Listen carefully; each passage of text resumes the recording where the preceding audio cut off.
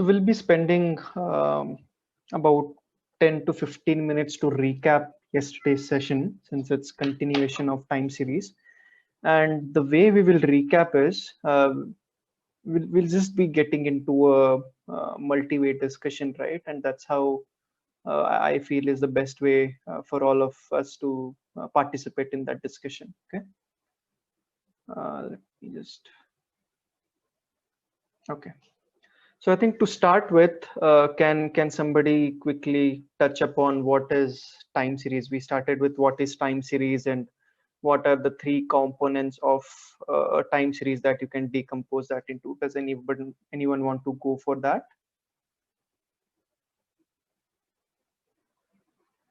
Feel free to unmute or even use chat window to respond.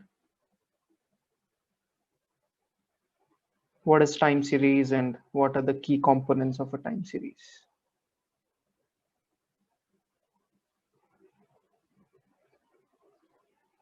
Anybody?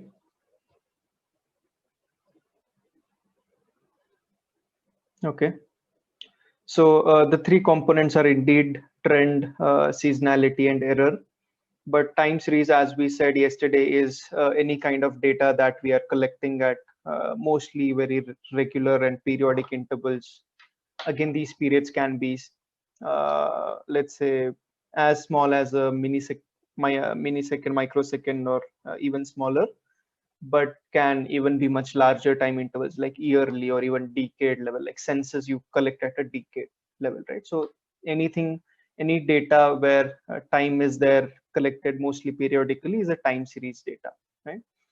What we also discuss is in such data, time is typically the index, right? Or you want to plot the metric or the value with respect to time, and we also said that in such cases, x-axis we will use to have the time, and y-axis will keep as the value, right? So we see how it's trending with time, right?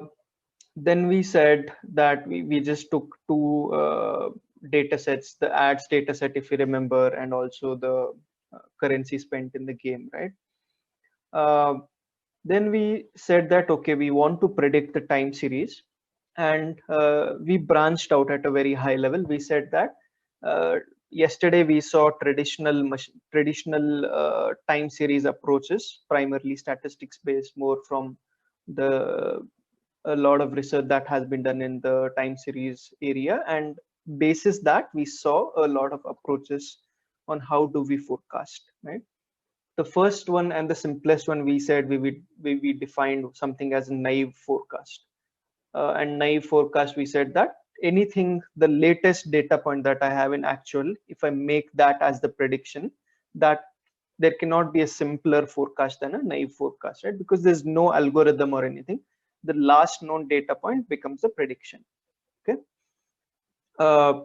And we also discussed that in a lot of cases, our lag zero error from a naive forecast is usually very high. It's very difficult to beat lag zero forecast generated by a naive forecast, right? Or lag zero accuracy generated by naive forecast. Then we went on to moving averages. Moving averages, we said that now I just do not want to do one data point that we apply. We said, let me take n points in history, and I will take an average of that, right? And that we will keep on rolling, and that's what is moving averages, right? Moving averages, we also discussed, along with prediction or forecasting, we can also use this for a lot of inferential purposes, right? Something like to smoothen the data. First one was to smoothen the data, right? If there are a lot of peaks and troughs, if you want to see a smoothened version, you can use moving averages. We also said that we can also use this to figure out some high level inferences and trends, right? To detect periodicities, to detect where the smoothen value is high or low. That might give us some idea about how things are working. Then we added some more complexity to that and said weighted average, right? We do not want to just have same weight given to my historical n data points, but now along with n, I'm also giving the weights to each of those. That is weighted averages for us. Then we went on and said that if I have a lot of historical data, why should I only take last n data points? Why cannot I use all the historical data that is available to me? And we started, or we just added some more complexity to the weighted average model and brought in exponential smoothing, right? And what happens in exponential smoothing, we have a parameter alpha where we are saying that I want to weigh my most recent data point by the weight alpha, and I want to then distribute 1 minus alpha exponentially decreasing to all my historical data points, right? That is exponential smoothing for us. And then this is what the form that I just described, but then we said that there is some amount of recursion that comes in, that what I'm predicting today or currently will have some element of previous data points prediction also, or previous to previous data points prediction also, right? And we could easily replace this part with the prediction here. So 1 minus alpha into y hat, right? Instead of taking the actuals, we would just take a y hat here. So that is exponential smoothing. Okay. All the methods that we saw till here, one of the key disadvantage was that we could only forecast for one horizon. We also discussed the concept of horizon, right? Typically, you will go to, let's say, 4 weeks, 8 weeks, or four periods in future, sometimes even 52 periods if your basis use cases, right? But you want more than one horizons to predict. But some of these, or all the algorithms that we discussed till here, primarily just help us to forecast one horizon, right? Even if you want to forecast future, it will be the same value. Your forecast will be the straight line, right? So that does not really help us. So then we said, okay, how can we improvise on that? How could that help? We brought in double exponential smoothing, right? Or we brought in Holt's. It's also called Holt's linear trend model, or just Holt's model, right? Here there was already a level part, and then we brought the trend part, right? And the analogy that we gave is level is the point where I am at, what levels I'm in, and trend is, okay, am I increasing or am I decreasing, right? So that's the two parts that we are trying to model. And again, the smoothing works exactly in the same way for levels compared to simple exponential smoothing. So exact similar formula that we had for simple exponential smoothing comes to the levels for double exponential smoothing. And for the other parameter beta, what we do is, instead of smoothing on the raw values, we smoothen the levels. So we see here the differences, the delta that we take is on the levels, right? That helps us to figure out are we trending upwards or trending downwards. We also saw in the Excel file that this method helps us to overcome one of the challenges of the above, that I can forecast into horizon a bit, right? So if I put value of h into something, I'm able to forecast even for 4 or 5 or 8 data points. Not necessarily accurate, because it still uses the level and the trends that have the actual data, but at least we are able to forecast. It's not necessarily a straight line, it's a trending line, I would say, right? Either it's continuously increasing, decreasing, or if there's no pattern, maybe staying stagnant, right? But at least it's better than our original forecasts or original algorithms that we saw, right? Then we also discussed the importance of choosing these parameters right. Not choosing these right can give us very erratic results, and we might start to blame the algorithm, right?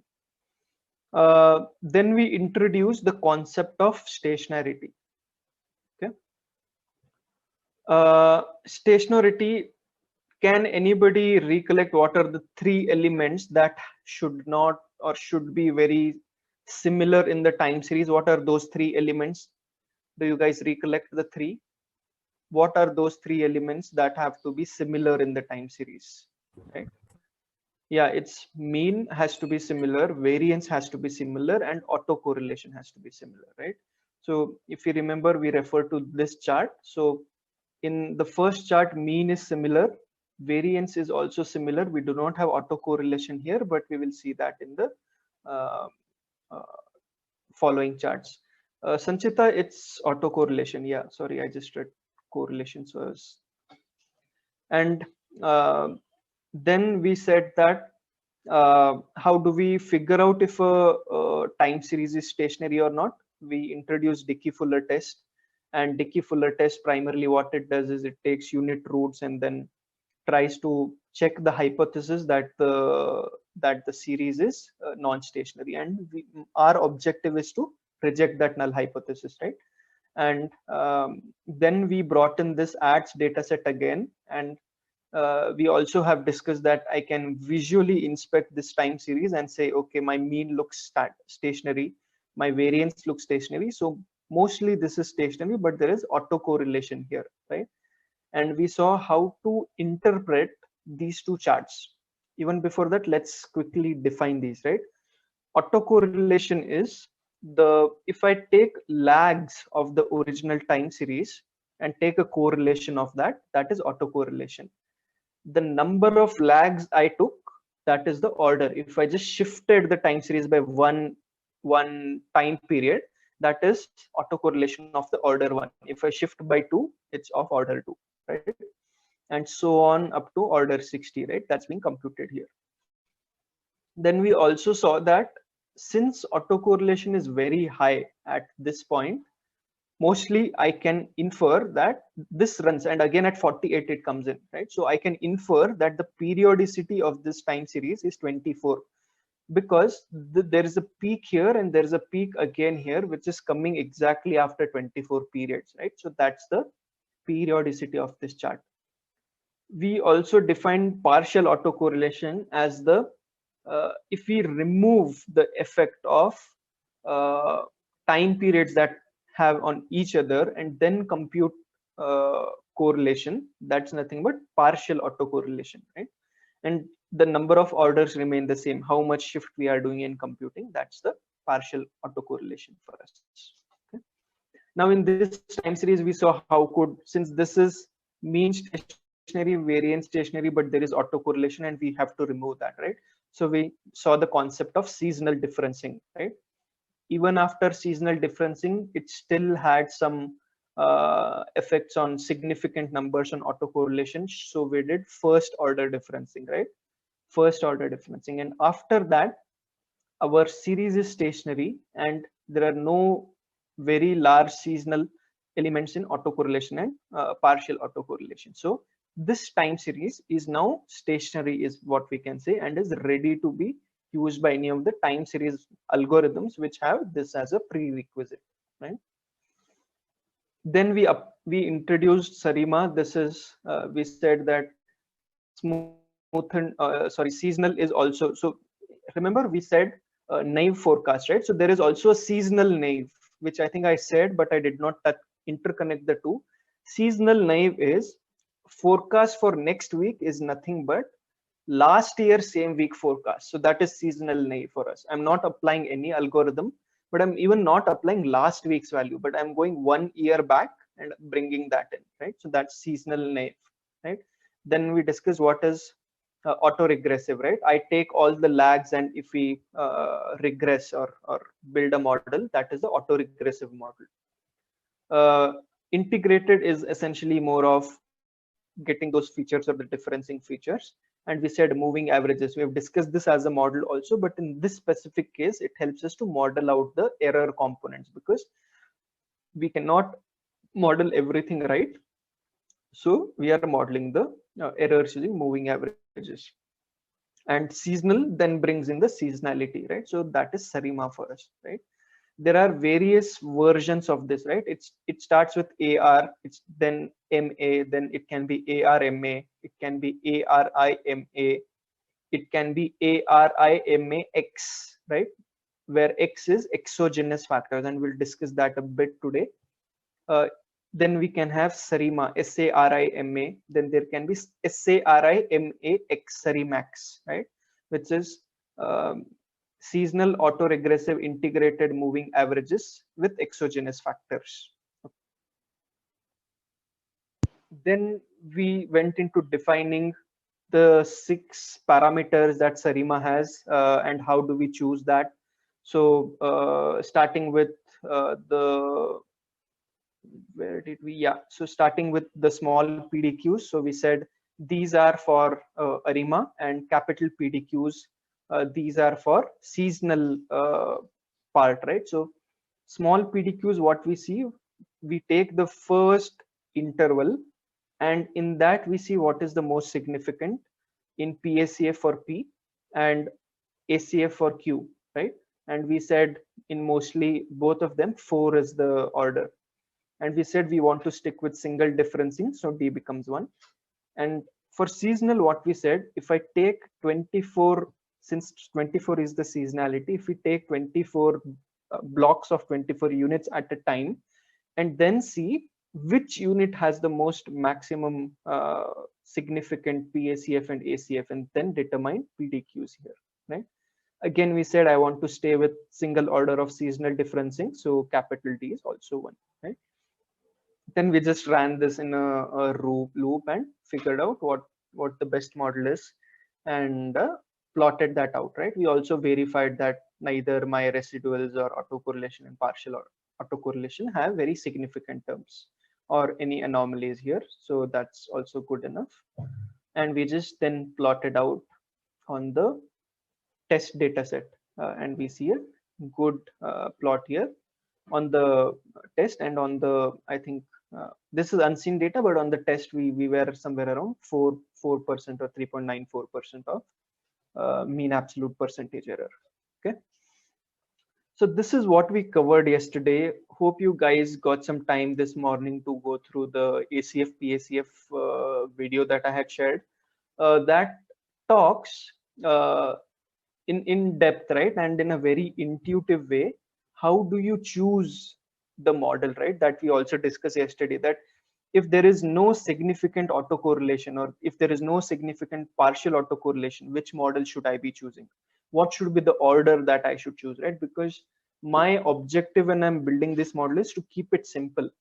If I use Sarimax for everything, I am complicating the model, and in a lot of cases it might add a lot of noise, or might be difficult to interpret, and so on, right? So that video talks about how can you interpret these charts in a better way and choose the right orders of the model. Okay, fair enough. Any broad questions that that we have? Any broad high level questions from yesterday? We'll quickly take a minute if there are questions, or we'll start for today. Okay, so if you remember yesterday, right, we said a time series, it can be classified into 3 things, right, which is seasonality, then we said trend, then we said error or noise. Okay. Now, what I'm going to do today is that this noise, right, I'm further going to bifurcate into 2 parts, right? One is a effect of external factors, and this is the true noise or unmodelable noise, right?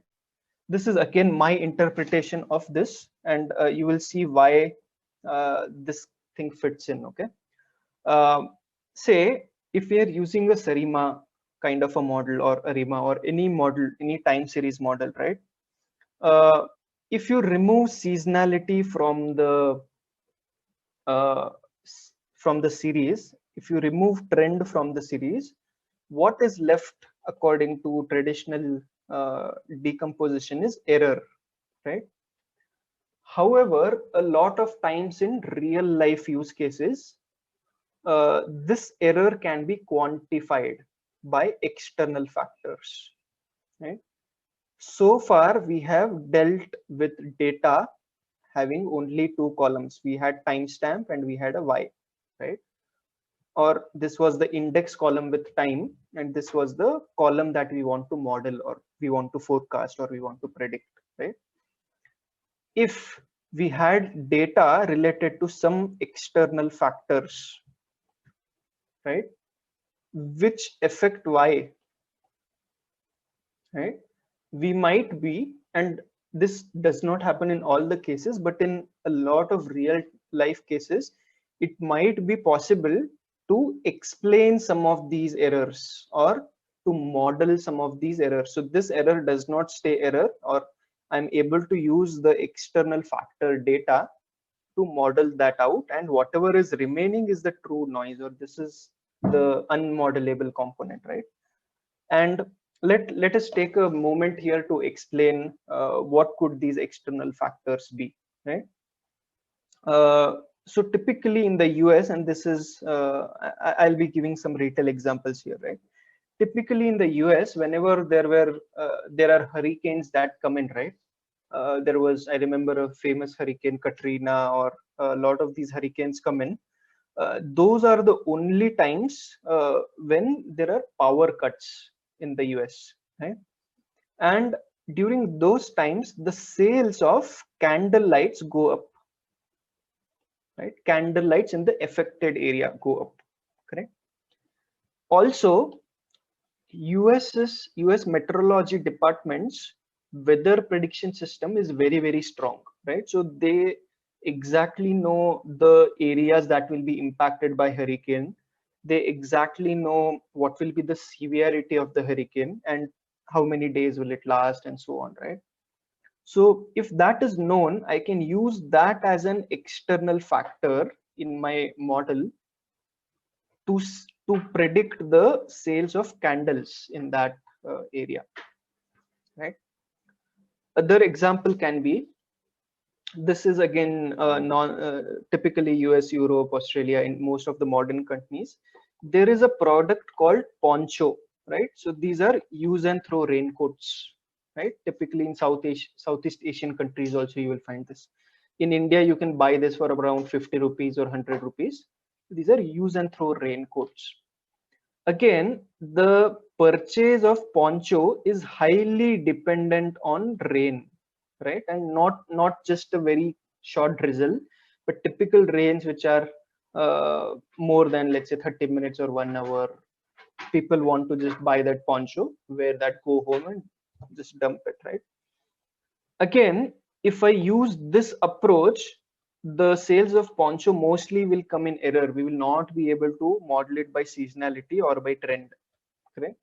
But if I add a external factor, which is the rain forecast or something of that sort, I might be able to model for this, right? So that's how external forecast or external factors come into help, right?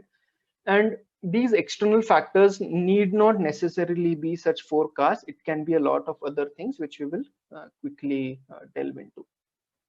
Any questions on this, on how external factors can be used in time series? And we'll quickly see how can we now convert this into a machine learning supervised problem.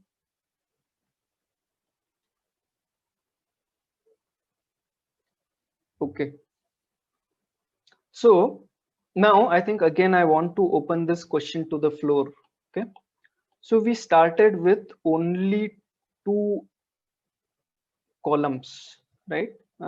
Let's make it simple. This is time series and the y, right? In the data sets that we have dealt with so far, correct?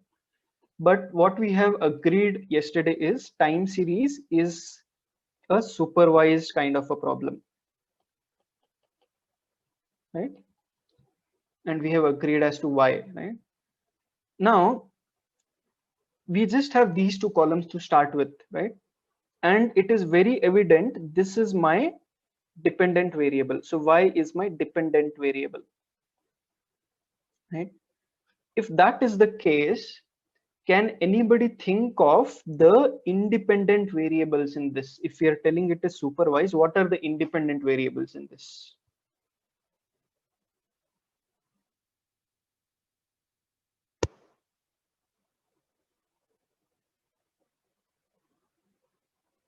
Want to take a guess? Time is independent variable.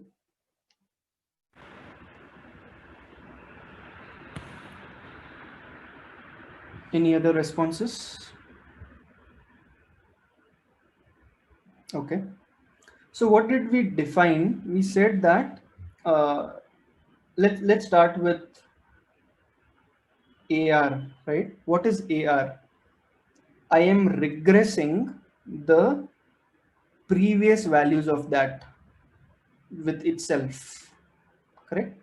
So that is auto-regressive, right? Does that mean if I take a lag of this column, lag of the column Y, can those become my independent features? Do you think it's a good interpretation of auto-regression? Yeah. So then I will take Y lag 1, I will take Y lag 2, and so on, let's say Y lag n, right? So these are my independent features, right? These are my independent features. And intuitively, ARIMA, SARIMAX, AR, ARMA, they do this, right? It's not evident to us outside, but they use this approach to build a supervised learning model, right? Which is time series. Time series is supervised learning model, right? Now, what are the other components? We saw how can I model, or if I want to convert this two column data set into how we have other time series data sets, or sorry, other supervised data sets, I need to make dependent variables, right? So what I am able to do right now is I'm able to convert the concept of AR to generate these features, right? But how can I generate I related features? How can I generate MA related features? Any thoughts? Anybody wants to explain how can I generate I feature, or let's say MA feature? What does I stand for? I, we were primarily doing differencing, right? We were doing differencing, right? Single order differencing, right? So my value here can be, I do not want to take Y, but I will take a feature called Y lag 1 minus Y lag 2, right? Yeah, I think Raj, you're almost there, but Y lag 1 minus Y lag 2, right? So this is one of the features that I can create. But since now I am dealing with the data set myself, I can do anything. I can do Y lag 1 minus Y lag 3, Y lag 4, anything that makes sense to me. And this again gets into the art side of data science, right? So that is the I. How can we convert I into features, right? So these are ARI. Now moving averages is simple, right? Moving average is what? My past few values. Let's say if this is my moving average 3, the value here will be nothing but the average of past 3 values, right? The value here will be average of past 3 values, correct? So that is moving average, and I can again choose features of multiple orders here. Okay. So what we just saw, we saw how can I generate features to capture each of the ARIMA components and convert it into a supervised machine learning data set. We have not yet come to the objective, but it's a data set. We are preparing our data set. Okay. Any questions so far? Any doubts on how these come in, or why we have created these?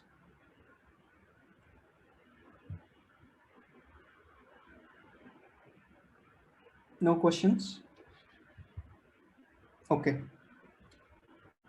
So that's what we will start with today. So I think, see, yesterday, the challenge from Sarima. Sarima is a very good algorithm, very typically for any of these research or very, I would say, interpretable or statistical solutions.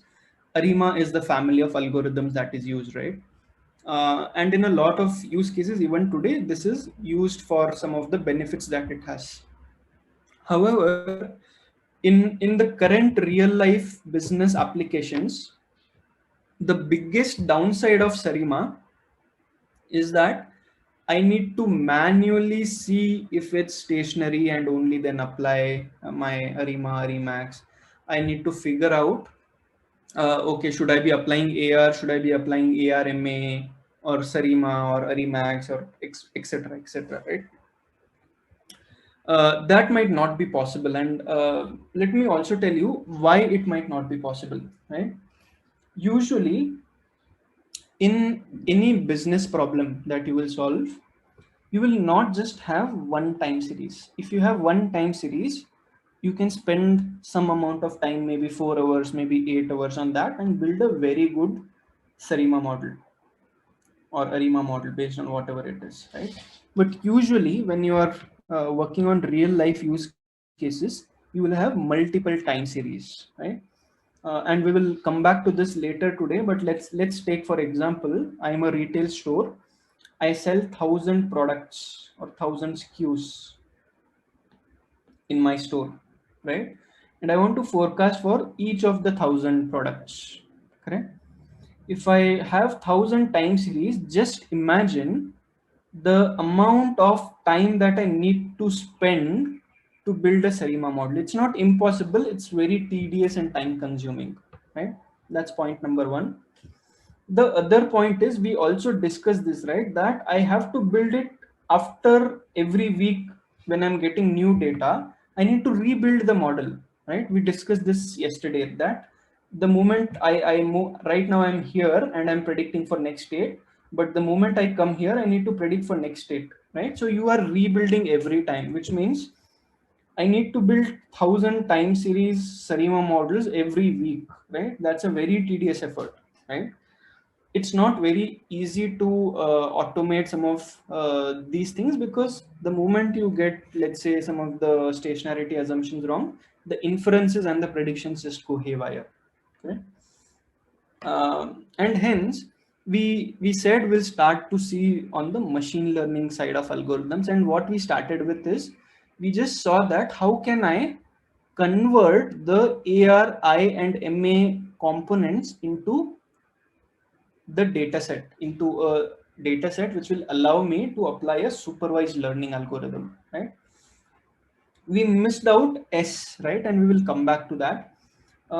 Typically S, what you can do is, if you want to capture seasonal elements, you use time series, right? So what you do is time series based on what it is. If it is timestamp, I can extract year, I can extract month, I can extract quarter, I can extract week, I can extract day, hour, minute, whatever. Based on what level my data is and what makes sense, I can extract these things. I can extract weekday, I can extract weekend, etc., etc., right? And the seasonal component will be captured from here, right? These can be again calendar things, or they're typically, most businesses have their own calendars. They refer to as financial calendars or accounting calendars, etc., right?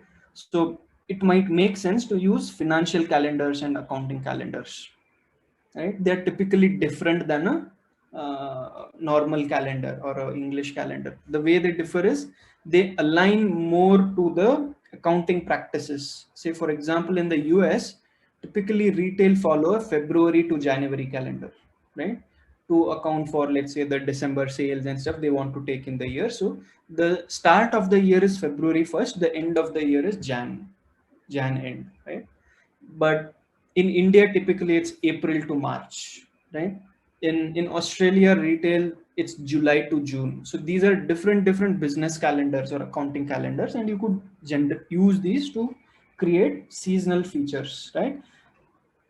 So we just saw how we could convert or generate features for each of these components, right? And there is no stopping here, right? This is just, we converted 1:1, right? But then you could go and start creating max, min values, average, medians, variances, means. It's just becomes an art, like how it is in supervised learning. Now it's left to your imagination to what kind of features can you think of, right? Typically you want to create what's the average of last 4 weeks, or what's the average in this month over last 3 years. So these can all be my features, right? We discussed date and time, so these are the time series components, right? Target encoding or mean encoding are essentially, again, it's a way to convert, or instead of just doing instead of dumbifying categorical variable, I'm doing a target encoding. Are you guys aware about target encoding or mean encoding, or we can discuss that quickly? Can anyone quickly respond? If possible, discuss Okay, please. we'll discuss. Cool. So this can be used for even other supervised algorithms. Let me take a very simple example here. Okay, I have a y, which, so y has to be continuous. Okay, y has to be continuous, and let's say there is a x, right? And x is categorical here. This is categorical, right? Typically, I wouldn't go much into this right now, but what you will do, you will dumbify this x, right? Let's now say x has 3 levels: low, medium, and high. Okay, low, medium, and high. Now, in my training data set, let's say I have 10 values: 3, 5, 7, 8, 6, 4, 3, 1, 4, 6, whatever, right? These are 5 values of y, and similarly some values. I'm just randomly doing it here. Okay, now what you do by mean encoding is, it's a very simple transformation. I remove this column from the data and add x transformed or x mean encoded column, which essentially is, I take mean of y grouped by this. So essentially I'm this table gets transformed to mean of y group by x, right? So I will have 3 rows here. I'm just randomly seeing, this is 4, maybe this is 7.5, and I'm guessing this will be around 5. Okay, not necessarily, right? And low, medium, high, right? Now the values for this feature, instead of 1010, I will say it is 4, it is 7.5, and all these will be 5. They will repeat, right? 4, 4, 7.5, 7.5, and 5. So this is mean encoding transformation or target encoding transformation. You are using target to encode a categorical variable, right? This is a very valid transformation even in normal supervised problems. You can use this to um, transform a categorical variable into more of a continuous variable. But keep in mind, you can only use training data. You cannot use test data while transforming this. Okay, ideally you will not have y's in your test, but just calling that out. Is that clear on what is mean encoding or Yes, sir. target encoding? Yeah. So that can be used to determine features. Then obviously forecast from other models can be used, right? So say for example, uh, I'm just running a moving averages model. I'm running a moving averages model.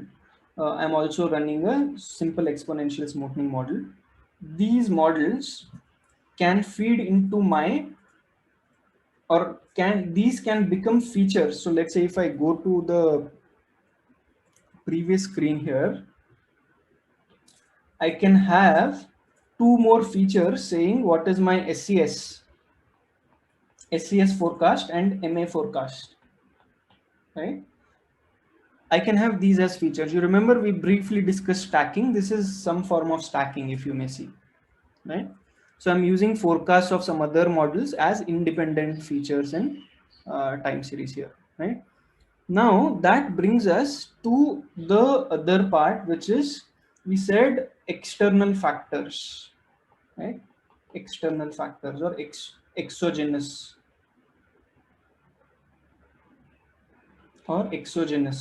variables, right? So these can also be added as features, right? Typically, let's say one of the very common things that's used is holidays, right? Holidays. It might be ads, or different domains have different data sets like this, but let's say retail or most of these digital business use cases, holidays will become a very important data set, because typically if it's a holiday, the sales will increase or the viewership will increase, the interaction will increase, more people will play games, etc., right? So holidays can be one external factor. Weather data can be a exogenous factor, right? And weather can include temperature, humidity, wind, etc., etc. There can be multiple other factors, right? Ambient temperature, right? Ambient temperature can be a feature, right? Difference between this and ambient temperature is within the room, right? Within the essentially a room temperature kind of a thing, right? Whereas this is more of what the measuring station or outside temperature that is measured, right? What else can I think of? Yeah, I think primarily these, but you can add a lot of other external factors that you think could impact the sales or why that you're trying to predict, right? One key thing here when you are using any of the external factors, or when you are generating any factors at all for time series, right, is you should check for leakage. You should check for leakage, right? What I mean by leakage is, will I know the value of the feature? Will I know the value of the feature, right? Say for example, let's take weather for a moment, right? And I have a data set. Today is 1st May. So if this is my time series and if this is my Y, my last known data point is on 1st May, correct? So this is my training data set, right? If I choose weather or time as a temperature as a feature in this model, I will obviously have today's temperature, which is, let's say Bangalore, it's 32 degrees maximum today. This is max temperature, let's say, right? It's max 32 today. Okay. Now, if I'm able to build a model using this, no issues, right? But I want to predict for 2nd May through 7th May, right? And if I want to predict here, I should know, since this is one of my X features, I should know the value of this feature for 2nd May to 7th May, right? And since it's not a recorded event yet, right, I will not be able to get the actual value, right? I do not know that what will be the actual temperature for 2nd May, for 3rd May, for 4th May, right? So only if I have a forecast feed, in this case, maybe let's say Indian Meteorological Department, right, which is giving me 1 week ahead maximum and minimum temperatures for every pin codes or cities, I can choose this in my model. Otherwise, what will happen is, when you are building a model on your POC to show it to the client, it will be very good. But when the client gives a green signal, boss, use this model, now predict for future, you will start wondering, how can I get the value of this feature in the future, right? And this is a very clear example, or it's very easy to figure out, oh, this is not available, right? But this leakage can happen in any other feature. Let's say if we take moving average features, right? Typically, when I'm standing here and forecasting for next 8 data points, right? I might not have all the true values from t minus 1. I'm at t. I want to predict from t plus 1, right? I might not have all the values in my production system for t minus 1, right? This depends. Now modern systems have data till t, but if you do not have this, you need to know that shortcoming, that I will not have anything from t minus 1. So you should restrict your features to t minus 2, right? If you're using this, you should just stay t minus 2 and behind. You cannot use a t minus 1 or t to compute that moving average feature, right?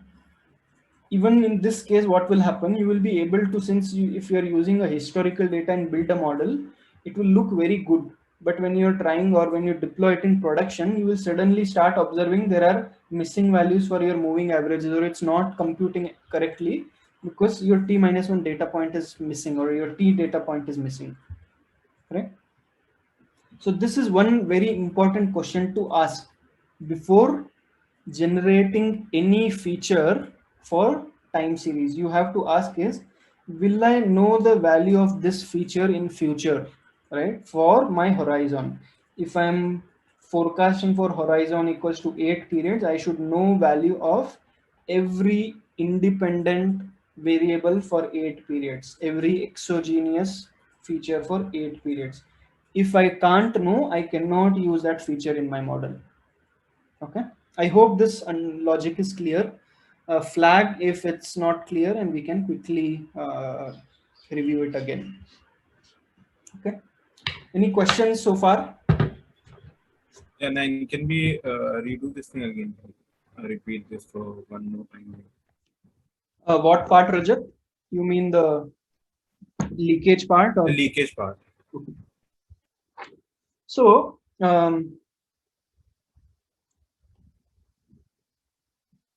let me. Was the weather thing clear? Okay. Yeah, it was like not fully, but Cool. So let's say I am at I'm on May 1st. Okay, I'm on May 1st, and this is my timeline. Right now I'm here. Okay, my business has told me that, okay, build a model, and I have data for last 3 years. Right, so this is 3 years for me. My business has said build a very good model to predict sales. Okay, what I decided, since I'm only looking historical, I'm right now playing only historical, right? I have chosen 3 features. I have chosen sales, which is my Y value. I have chosen, let's say, temperature, right? And I've created some features from time. I'm using date, I'm using month, I'm using year. Okay. I build a model using this. I apply, let's say, XGBoost or any ML system, and I say Y is a function of temperature, date, month, and year, and I build a model. Okay. I do show very good results on training set, test set, everything from this data before May 1st. Okay. Now, when the business asks me that, okay, this model is very good, I'm happy with the accuracy, let's now put it in production. The moment you now stand here and you now want to predict for future, right? What do you need to score your model? You need all your features. So let's say now what you are trying to say, you have built a model object. You need temperature, you need date, you need month, and you need year for H horizons. If I'm forecasting for H, let's take H equals to 1 for simplicity, which is tomorrow, right? So my date is 2nd, month is May, and year is 2021, right? But do I know the temperature for tomorrow? Right? I might not know. Since I was playing in history here, I could quickly go and download a historical dump of temperature data. right? And model and build this model, right? But now when I have to score it, if I do not know the value of this, and if you pass this data frame to the model object and say predict, it will say missing value here, right? Since that value is not there, it cannot predict, right? Which means you cannot use temperature data here unless you have a mechanism to get a future temperature data, right? Typically through some parallel feed that you're receiving from external data source. Typically you have APIs where you can get future forecasts, or let's say some of the future events, right? Or holiday calendars or things like that. You can get like that. Temperature is more realistic, but let's say IMD forecast, right? For every 7 days, or there are a lot of these independent websites also these days. They supply their API feeds on what's the prediction for Bangalore for tomorrow, right? If I have that,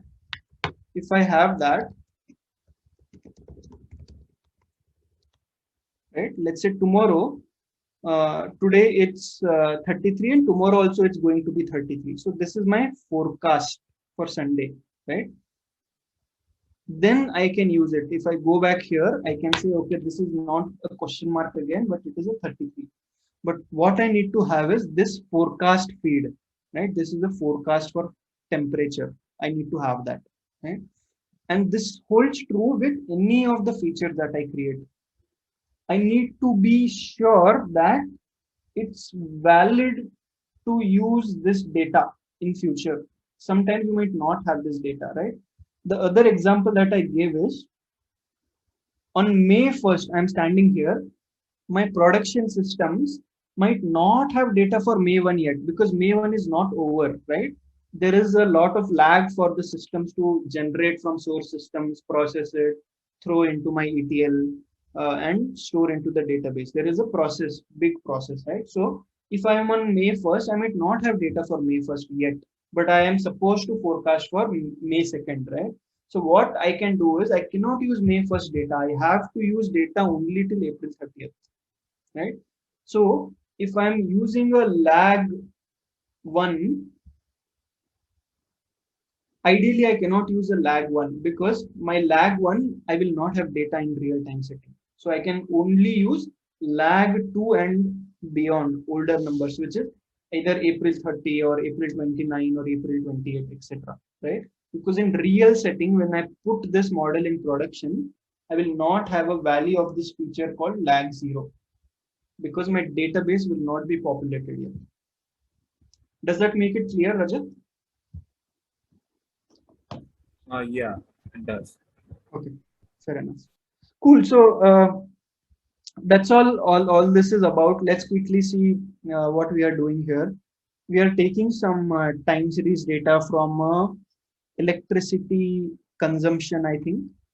And what I want to spend some time now is on another forecasting algorithm, which is called Prophet. Okay. Prophet is an open source algorithm and developed by Facebook, right? It's developed by Facebook. It has both Python and R implementations, right?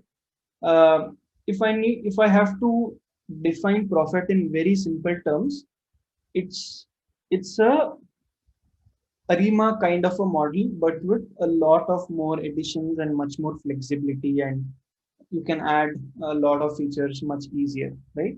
But it handles internally what is your PD, Q, those kind of things, right? It converts a time series approach into more of a machine learning approach and gives you a lot of features to you, right? So that is Prophet.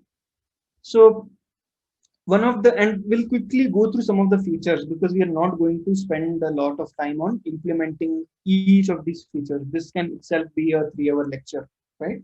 But quickly to highlight, I can specify holidays in Prophet, right? Typically holidays has a lot of impact on many use cases. So Prophet allows you to specify holidays, right? Like this, right? So I can say my holiday is Super Bowl. Super Bowl is an event that happens or I can say Easter, I can say Christmas, etc., etc. I can also specify dates like this. So these are dates for Super Bowl, but I can specify multiple holidays, right?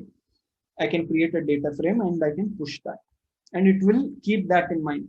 This becomes important, especially let's take Indian holidays, right? It's very US holidays mostly are fixed on dates, except few things which are day of the month holidays.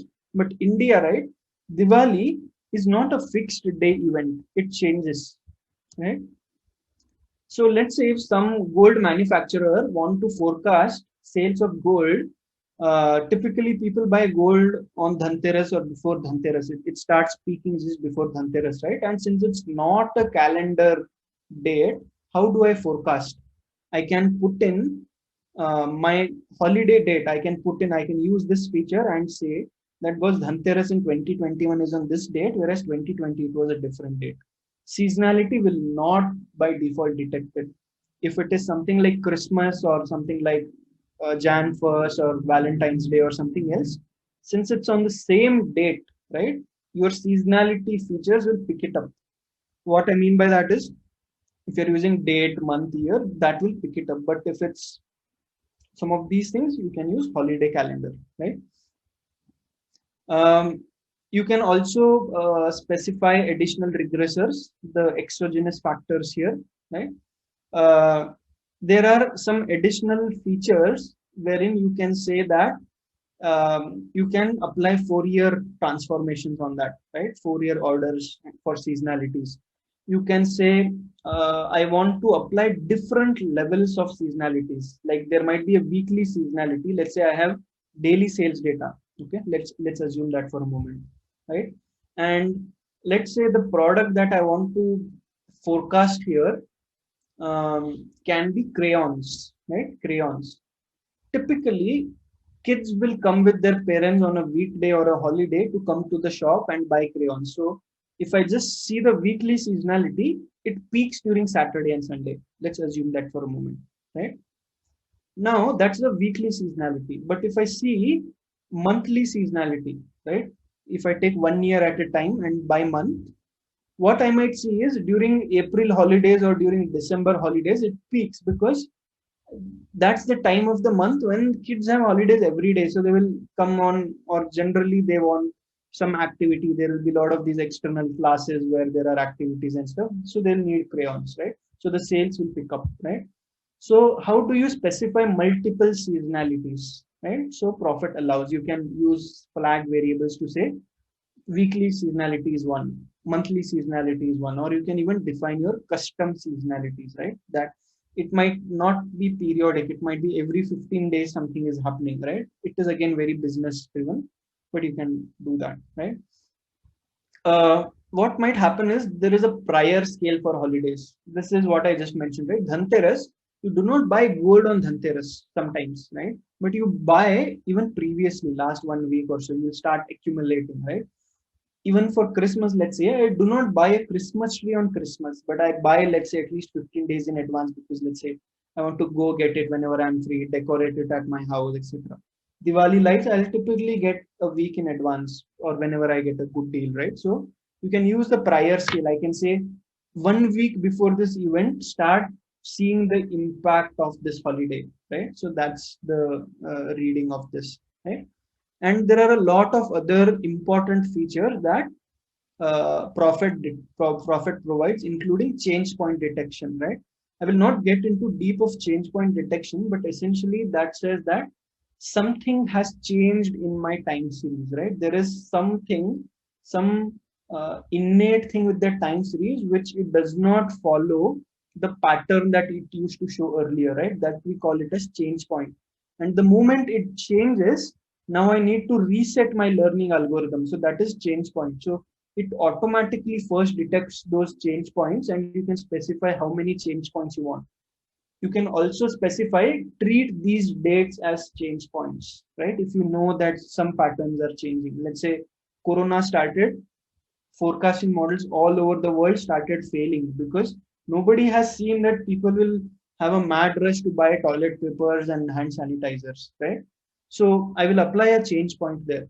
people stopped buying formal clothes. People started buying more of Bermudas and loose t-shirts to wear at home, right? All my formal shirts, formal pants, and all that are staying in the shelves, right?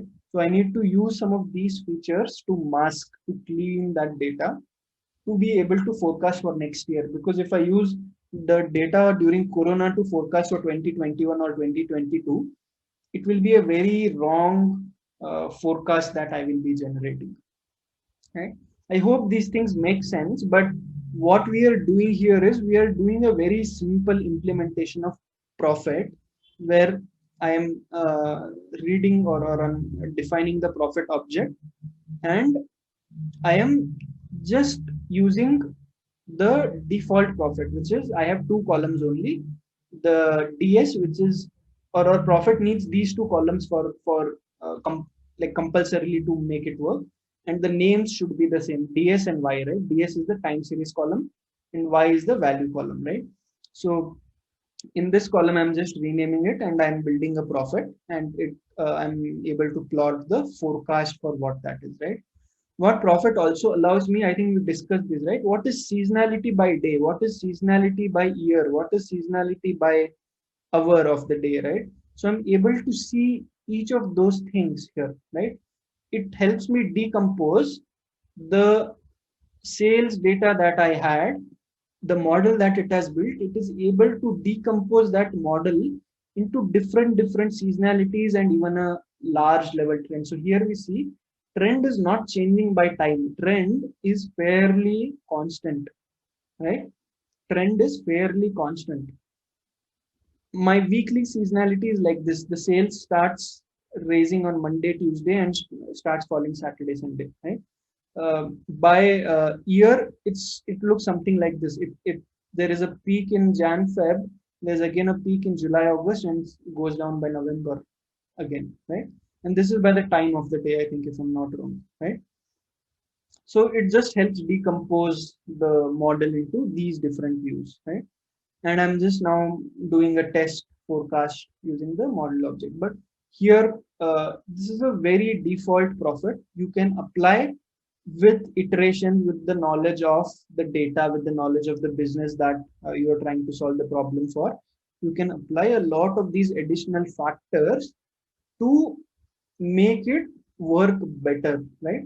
And this is, I would say, this is entering machine learning, but it is not completely machine learning yet, right? I'm not using a machine learning algorithm. This uses more of linearly or additive seasonalities to predict, right? You can even make it multiplicative. There are functions to make it multiplicative, but you're using by default, profit shares, it is linearly additive seasonalities, and with trend, that is what is profit, and also exogenous factors, right?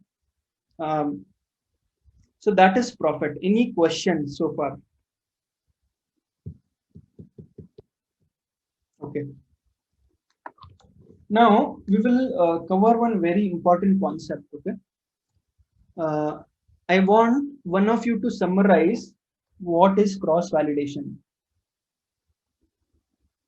What is your understanding of cross validation? Anyone wants to?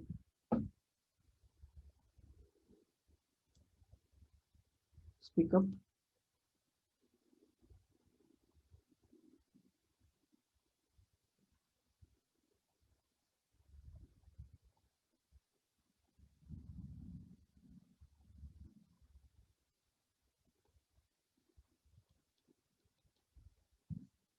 Okay. So if I have data, I will split data into k folds. Let's say here we are calling k equals to 4, 1, 2, 3, 4. And what we do is I take these three as train, this as test. Second time I take these three as train, this as test.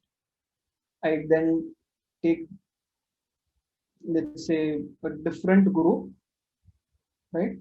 And take the rest test. So on, if I do 4 times and have the predictions, right? If I compare with actual, this is more of out sample, out of bag predictions from cross validation, right? And we use this to tune our parameters, to tune our hyperparameters, right? Because we don't want to overfit, right? This is the understanding of cross validation.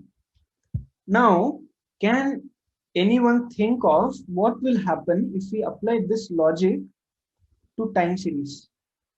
Is it valid? Can I apply this as is to time series? No, I guess we can't use this. Why do you think so, Suman? In time series, there is a major contribution of in like sequential time. Hmm. So if we use fold like K4, then think if we will use the for in just in K fold, if we will use first fold for testing Hmm. for training, it will be kind of it's irrelevant kind of thing because we are ignoring. Yeah, Okay. Yeah, that's fair enough. I think yeah, that understanding is right. Let me take a very simple example to explain. Okay. I'm drawing a time series here for you. Okay. And let's assume it just has 4 data points, right? It just has 4 data points.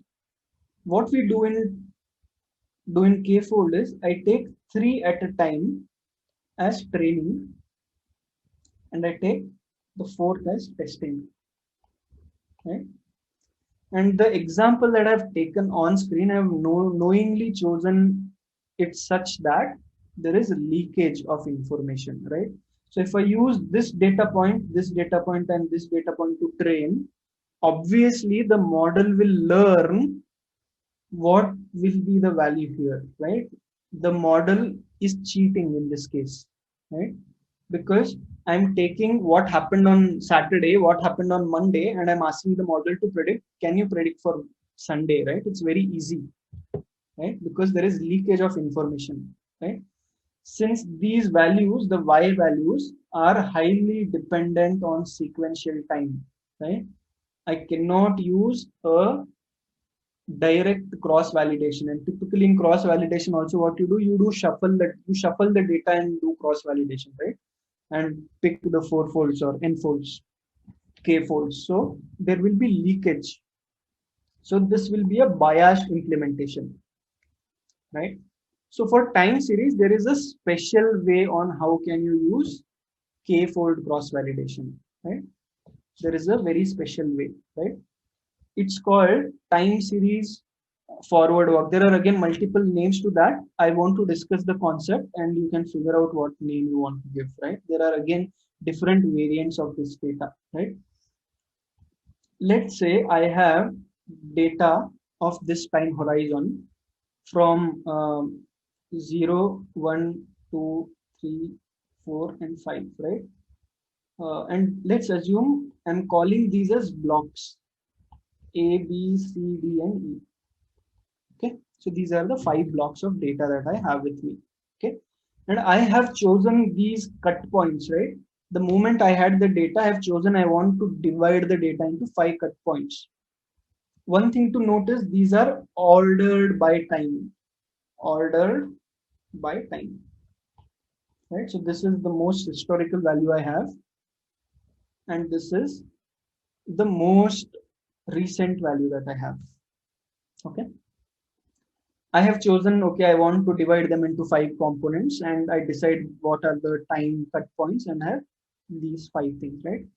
So the way cross validation work here is in the first fold, I will train my model on A and I will test on B, right? Always, and we will see in the second iteration, I will train on A and B and I will test on C, right? Always your testing time period should be after your maximum of your training time period, right? The start of test time period should be higher than your minimum or maximum of training time period, right? And if I just extend this, I will use A, B, and C to train, forecast or predict on B, and finally A, B, C, D to train, right, and predict on E. So these are the 4 folds equivalent for time series, right?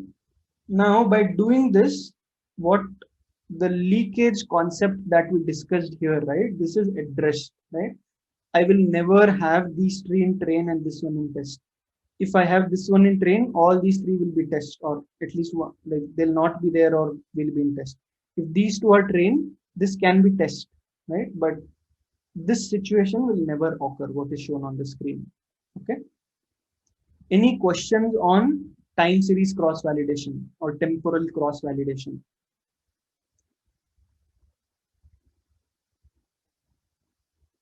No questions? Cool. Right. There are again, see, multiple variants. Another variant that can be used is if you want to keep your training size constant, right? You can move your window, right? You can move your window. Let me quickly bring it up how that looks like. And again, this is left to your choice, right? So instead of in the first fold, I'll do A and B. In the second fold, I will just train on B and predict on C. Here I will just train on C and predict on D, right? But typically you will not do that, because in time series, more the data the better, more the data the better, unless you are very strong that the model has enough information in this one fold to predict what wants to happen in D, right? If you know that the short term impacts much more in the future, then you can use this approach, right? It will reduce your training time, right? There are a few more approaches very similar on this logic, and you can feel free to explore, but this is what is very commonly also followed, right? So we will again take the ads dataset from yesterday. As we discussed, we are just computing the lags, right? So I'm using AR features here, auto-regressive features, and I'm computing these features from lag 6, I think, to lag 24. Okay. So these are the features for my model I'm trying to build, because I want to now use a supervised machine learning model to solve a time series problem. Okay. So I just generate that, and we apply a linear regression to how you guys are used to, right? So there is no change in the way a time series algorithm is applied, except how you do a cross validation and how you do a time series train test split, right? Again, in non-time series data, how do you do train test split? You randomly shuffle the data and you say my 70% will be in train bucket and 30% will be in test bucket, right? That again is not possible here for us to randomly shuffle and allocate, right? I need to use the same logic like this. I can say that my ABCD will be train and this will be test, and then my ABCD I will use for cross validation. Or maybe if I have FGH, I will use A to E for training and FGH for testing. And in this case, I'm using anyways ABCD for cross validation, right? So it has to be ordered first, and then you take a split that, okay, this is my training and this is my testing, ordered by time, and then take a split. Okay. That is the train test split that we do. Okay. We apply linear regression, and what we are trying to plot is how does the model predict, right? All we did was we computed auto-regressive features and applied linear regression on that. And we are seeing that it is giving about 6% of MAPE, right? Which is 94% accuracy. I can also see the coefficients of the features, and it shows that which features are most important, right?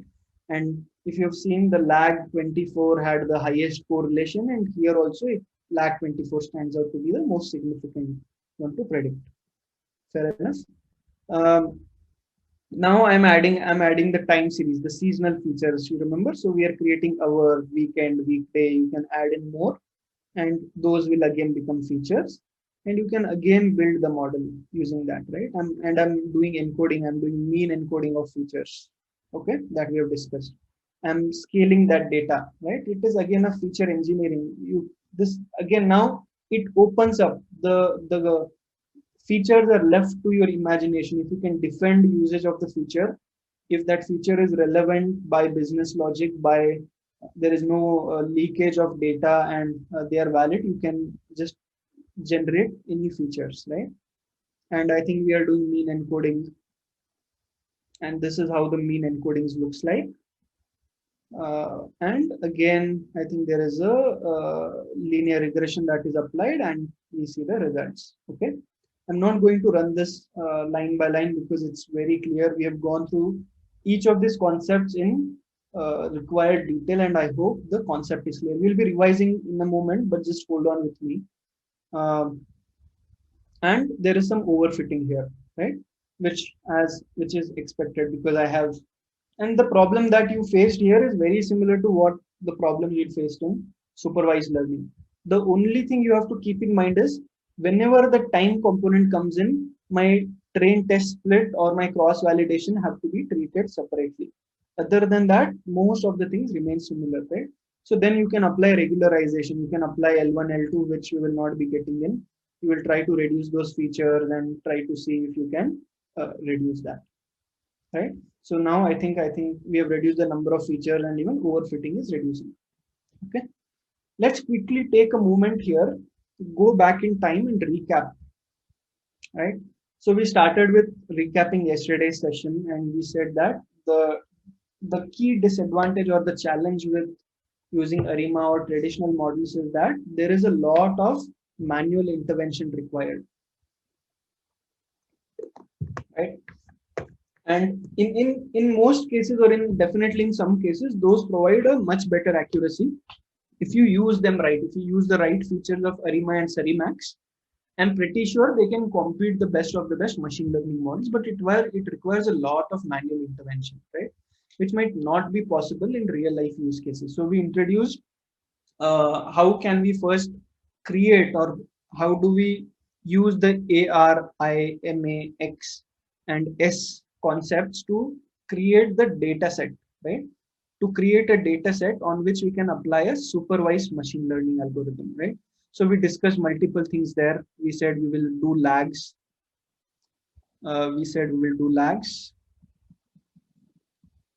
Just trying to find that out. Yeah.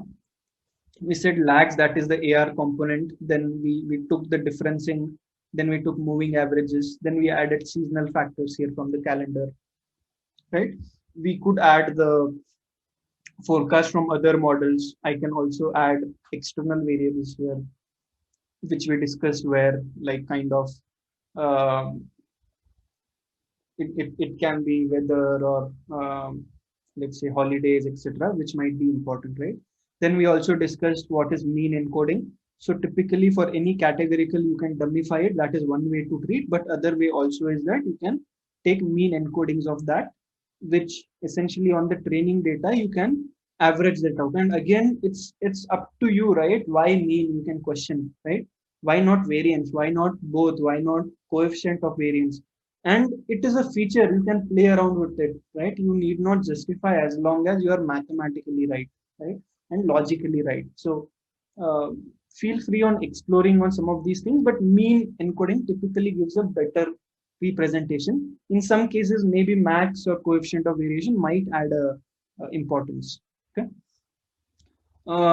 Then we said how we can add even these external variables. We also discussed that the noise that is there in ARIMA or Sarima, adding a X reduces that noise, right? Because now the additional external factors like holiday, weather, ambient temperature, or a few other factors might be able to explain what we were thinking is noise, right? So after that, the noise becomes slightly lower in error, right?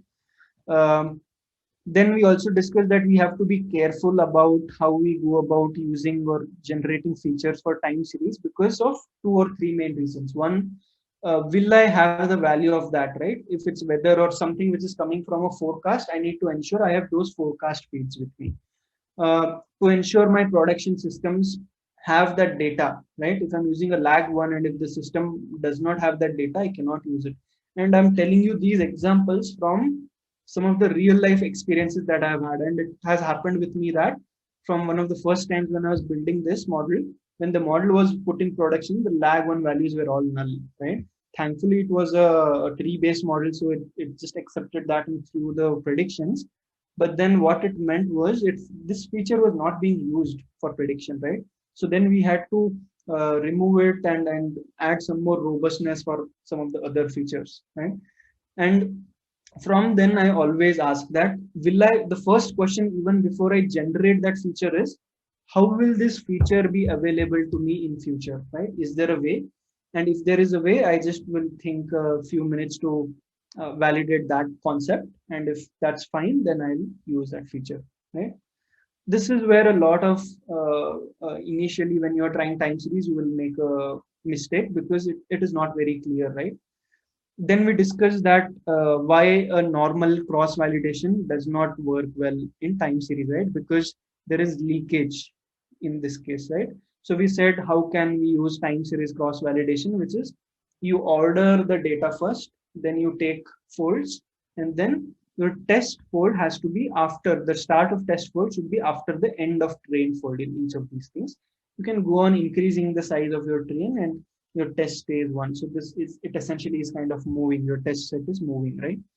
Even when you do the train and validate or train and test here, these are more of validation data sets, but the test set also you order it and then you take a cut point and say this is test, this is train. So you build the model using cross validation, and then your test will act as your unseen data. So you'll want to build or predict on that and see what the accuracy is like, right? Everything is based on the cut point. You never shuffle randomly and determine train and test, right? So that's what we have covered so far. Let's take a moment here and see if we have any questions.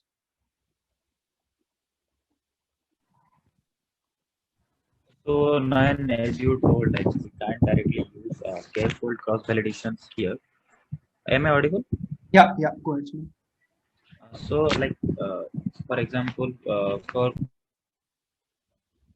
Hey, Sumant, your voice is cutting out.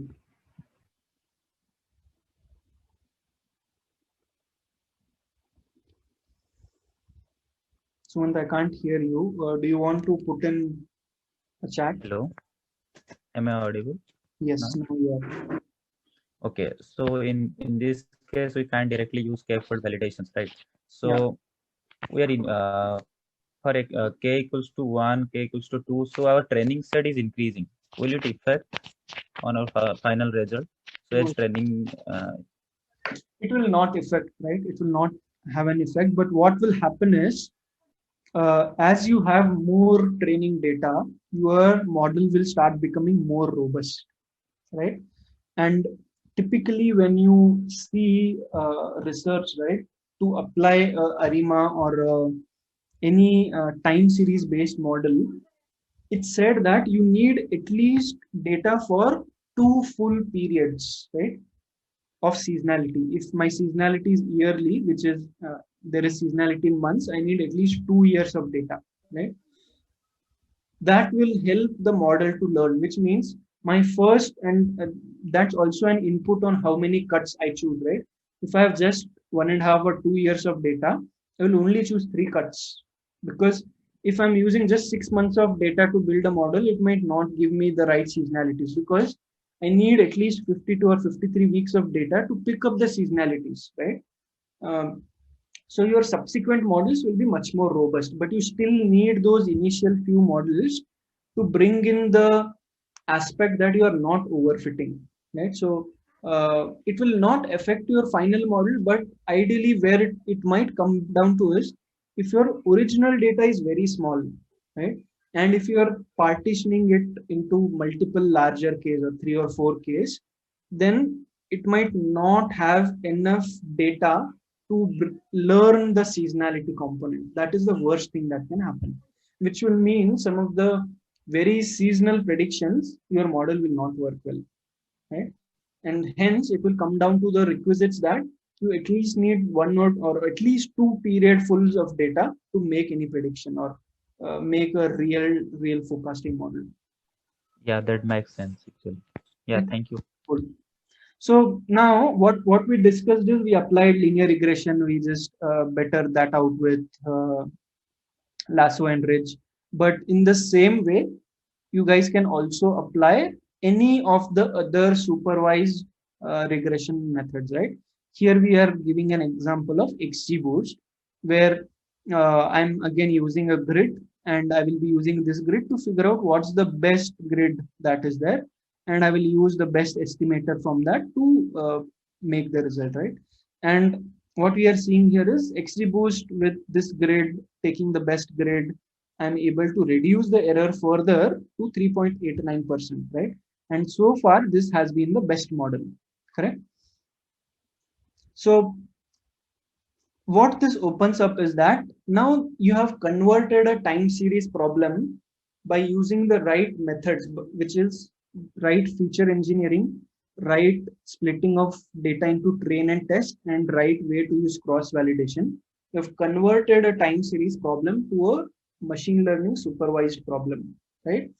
And you can apply any other algorithm on this, right? It can be, and again, the choice of algorithm, and we will come to that in a moment. I'll spend about 10-15 minutes on some of the business applications and different pitfalls. The choice of application has to be determined on the pattern of the data. Okay, so let's talk about that a bit, and this is a good understanding of time series. Okay, so what I'm explaining or trying to get to is we will have different kinds of time series, and I'll be using some examples to explain, right? Let's assume for a moment I am a Reliance Digital, okay, or a Chroma. Both of these are electronics stores. Let's assume anything, Reliance Digital, okay. Now in Reliance Digital, I sell Apple iPhones. I also sell 500 rupees earphones, correct? Now this, again, Apple iPhone have multiple variants. They have 4 colors. They have multiple size combinations and multiple iPhones themselves, right? So the number of units that I will sell every week will be very limited, right? Because these are again high cost products. So say for example, iPhone 12 Pro Max 256 GB, which cost maybe 1,25,000 or 1,50,000. Usually you will sell one product in 4 weeks. Very likely possible. If you add color to that, the time can be much higher, right? If you bring it to, let's say, iPhone 12 64 GB, maybe you are selling 1 unit every week, right? Possible, right? But now if you bring in the 500 rupees earphone, that is maybe own brand earphone that Reliance Digital sells, you might be selling on an average 50 units per week, correct? You might be selling on an average 50 units per week, correct? If you put these sales data on a time series, they will look very different for these 2-3 products that we determine, right? What you will see is the data for iPhone 12 Pro Max will be lumpy, right? Will be lumpy. Lumpy essentially means some days I sell, some then I don't sell for large periods. Again, there might be a sale, because at a store level, not many people would want to buy an iPhone 12 Pro Max 256 GB, which costs 1.5 lakhs, right?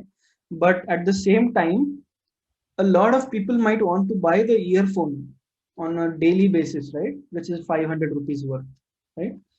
This can be again taken into, let's say, a lifestyle store or a shopper stop, where you can think lumpy will be your deodorant, a specific Calvin Klein deodorant, or smooth can be some men's tops, black colored round neck men's shirt, right? That will have a very smooth sales. Every day 20-30 people will buy that product, right? So the way a time series algorithm will predict or forecast on this data will be very different on the way it will predict or forecast on this data, right? And just take a moment to determine the features of that, right?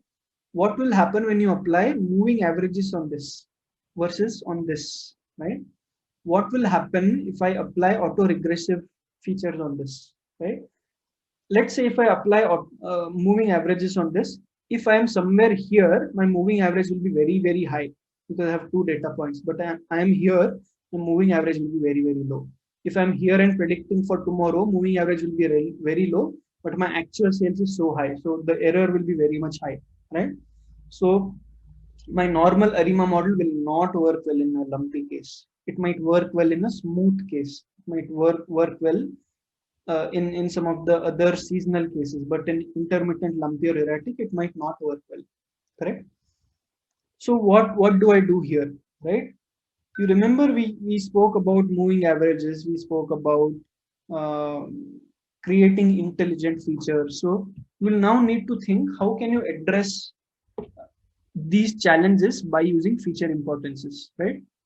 Erratic sales, typically these are I would say a random walk time series, most likely, right? Which means you can never predict, right? You can get it to a decent level of accuracy, but you can never outperform or never predict this in a very good way, right? But let's say intermittent, a random, like some moving average forecast might work pretty well here. There is no seasonality or anything, right? Lumpy, it might not again, right? Lumpy and intermittent, there is a series or there are models specifically called as Croston models, which is a different version of moving averages or a weighted moving averages. It's just an extension to that called Croston. It typically works well in intermittent or lumpy data, right? Smooth, typically your seasonal models work well. Again, smooth you can classify into seasonal smooth or non-seasonal smooth. Anything seasonal, I will first try profit, right? Anything intermittent, I will start with Croston. Anything just the smooth non-seasonal, I will use a machine learning model, right? So that's how you can use the pattern of the time series to choose which model you will want to apply, right? You cannot say that, boss, on lumpy I will use sarima, it will give me good result. No, it will not. It will give you some number, but your forecast will be very bad, right? And how do you get to this classification? There are 2 metrics that you can generate from the data itself. You will find implementations of this in Python and R. So one is average demand interval. It measures like what is the period or difference between difference in 2 intervals in which you can see demand, and what is the coefficient of variation. This is mean and the standard deviation you use to come up with coefficient of variation. And when you put this on a chart and apply some threshold, you get these 4 categories, right? So smooth here is nothing but your average demand interval is less than 1.32 and your coefficient of variation is again less than this, which means your demand is very frequent and your variation is very less, right? Mean and standard deviation are very much in control. So that is your smooth, and so on for other categories, right? So this is one good way to determine which algorithm to use where, right? And you can feel free to read about this, like if it's my smooth time series, which algorithm will work? If it's a lumpy or intermittent time series, which model will work, right? Interview question, how will you choose a model for time series? Again, for loop, everything, best answer, no, right? You say, I will see the pattern of the data. If it is smooth seasonal, I'll use this. If it's intermittent, I'll start with Croston because Croston is good in doing that. If it is erratic, I'll maybe use moving averages because we know nothing is going to be able to model. There's a lot of noise here or erraticness, right? Lumpy also may be Croston, or maybe there are specific models in this, right? Smoothened, again, I can use more of neural networks and anything that require large smooth data. All models will perform well here, right? So that should be your approach towards choosing the models, right? Even when it comes to if you're transforming it to a machine learning kind of a problem, again, your choice should be choice of algorithm should be that if there is linearity, use a linear model, right? If there is no linearity, use a tree-based model, right? And if there is overfitting, then use bagging. If there is no overfitting but underfitting, maybe try boosting, right? So that's how you can address some of the questions around time series model selection. Okay. Some pitfalls before we get into advanced use cases is that this we have discussed, right? You need to be always cautious on, will I have this feature in the future, right?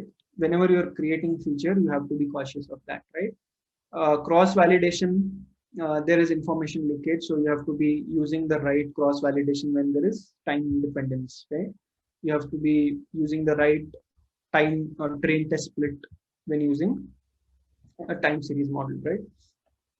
Even there are multiple models of time series computation. We discussed this briefly yesterday.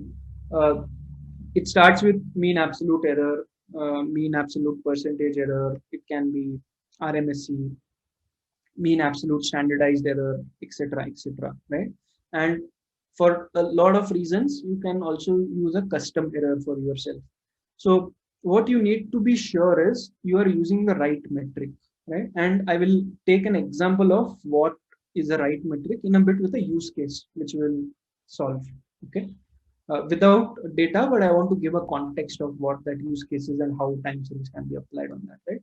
And again, what we discussed is pattern of the data should influence your choice of the model, right? This is very, very important, okay?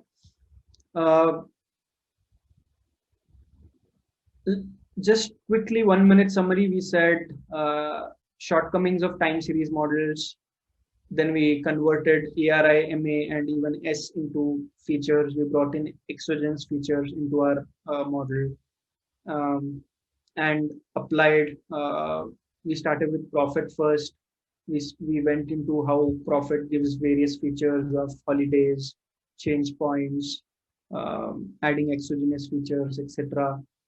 It's a linear additive time series based algorithm by Facebook. And then we went on to apply or define how does time series cross validation work. To avoid leakage, the start of test should be after end of train, assuming this is ordered by time, right? So that's what we are seeing here. Same thing with train test split, okay? Then we said, now that I have a data, let me just apply linear regression on that, and we did that on the auto-regressive features. Then we added some more our weekend features. We added encodings, mean encodings. We scaled the data. Then I think we also built the model. Then again, we reduced the overfitting by bringing in regularization and feature selection. And after that, we also saw how can we apply XGBoost kind of a machine learning model on this and see that how it improves our error. Then we saw the demand classification approach, where we are using average demand interval and coefficient of variation to classify a time series into 4 buckets. And based on the bucket that the time series belongs to, you can choose the right model, right?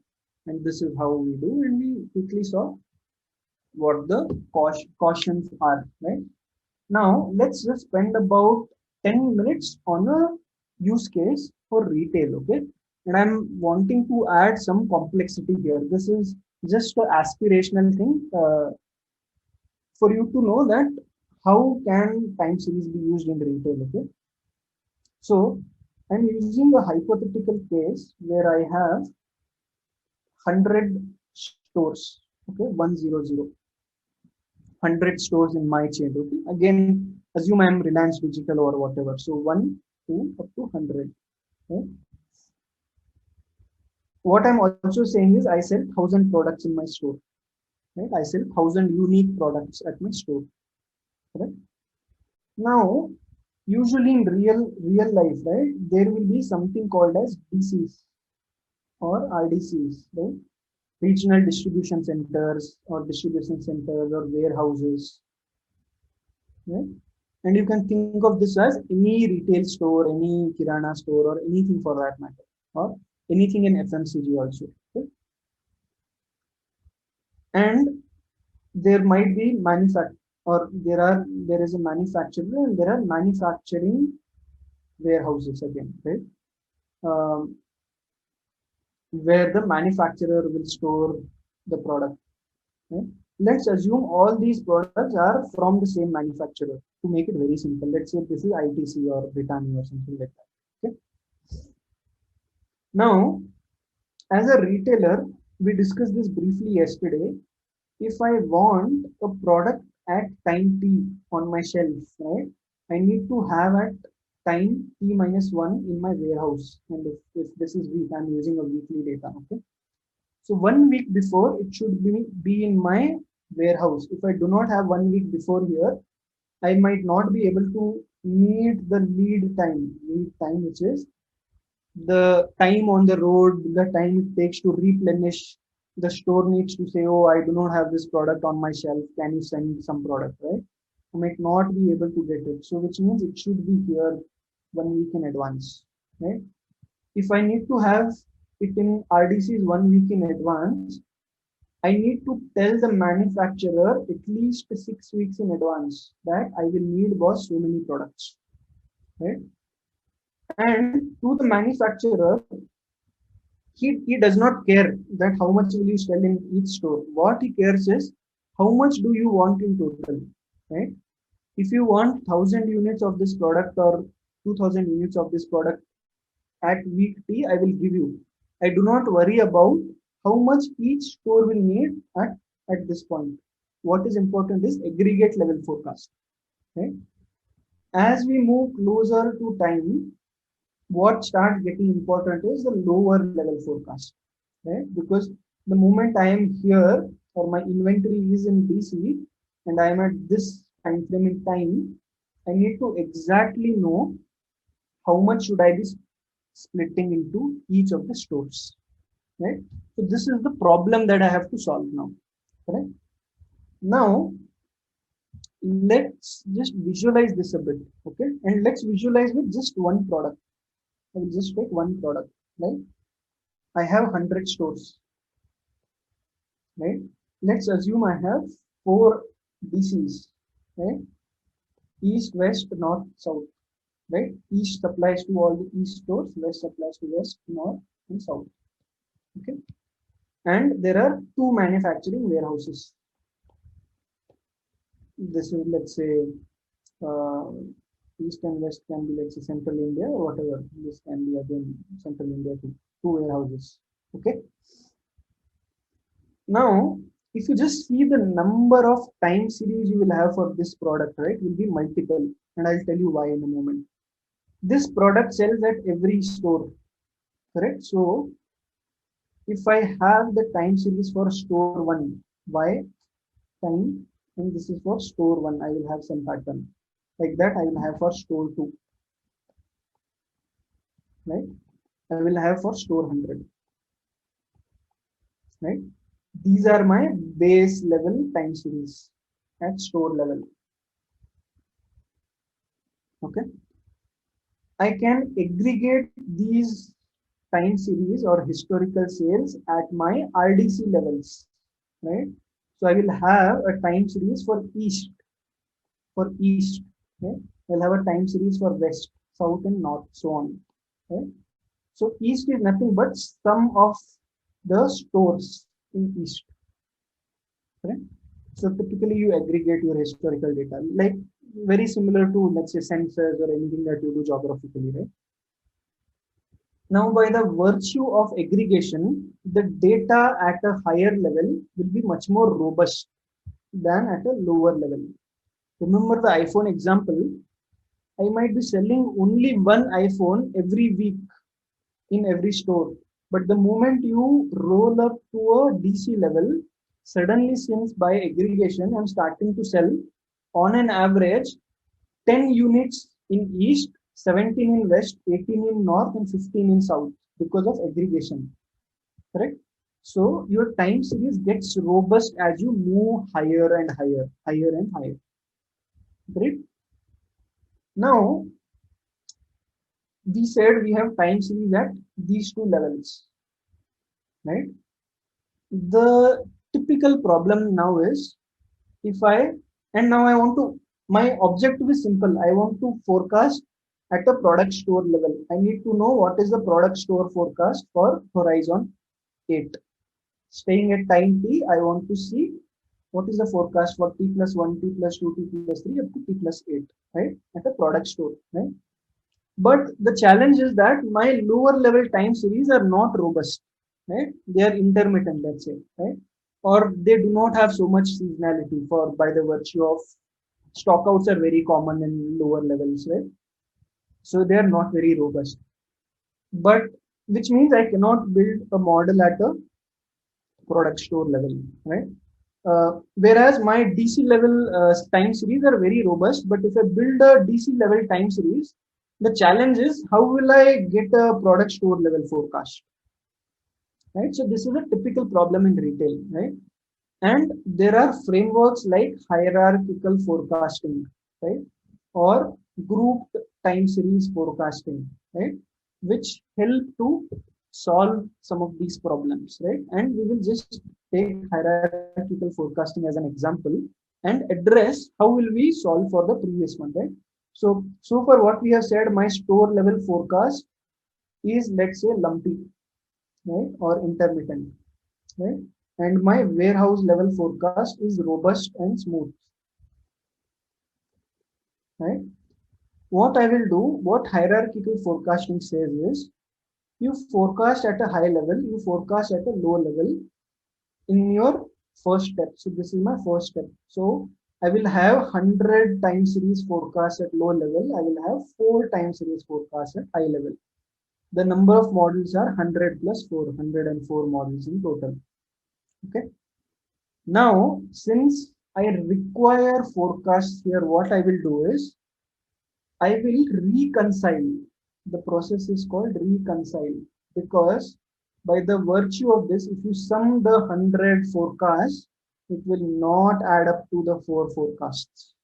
Right? Since you are independently forecasting these 100 time series, if you sum that up, it will not be equal to the forecast generated by the 4 time series. Right?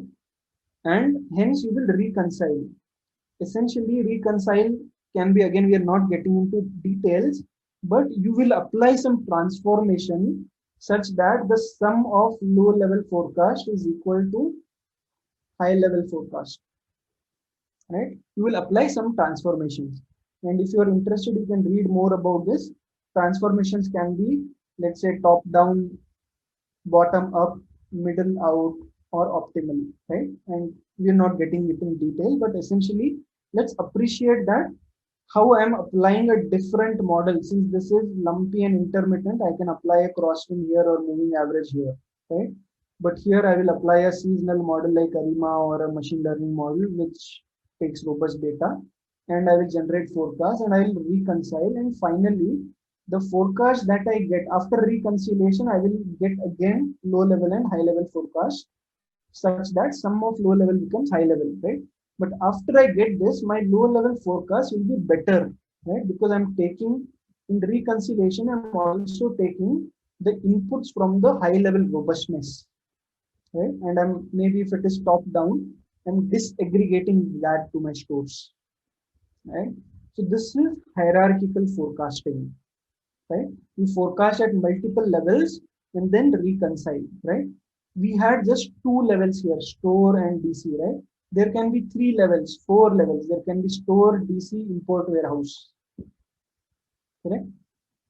There can be store, DC, import, warehouse, country. There can be parallel hierarchies. There can be store, state, geographic area, and country, right? So these are parallel hierarchies that my store belongs to, right?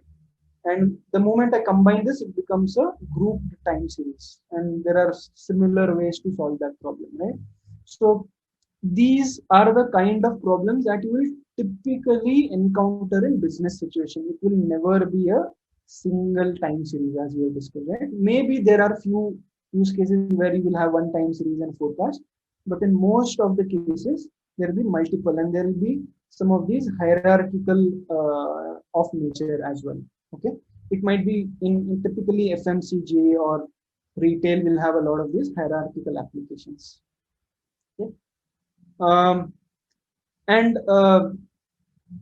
let's see what I have more here. So we discussed hierarchical group, and time series clustering is, it's not forecasting, but more of how do you cluster time series, right? So it's again a very vast topic, but let's say I do not want to forecast for each of the 100 stores, right? What we discussed here. I might cluster the stores using historical time series data and then use forecasting. So we discussed this also in one of our earlier sessions, right? Typically, you have a combination of algorithms that drives your machine learning pipeline. It's never just a single algorithm, right? So I might want to cluster the time series first and then apply time series forecasting on that. So that is also a possibility. Okay. So that's all for the session today.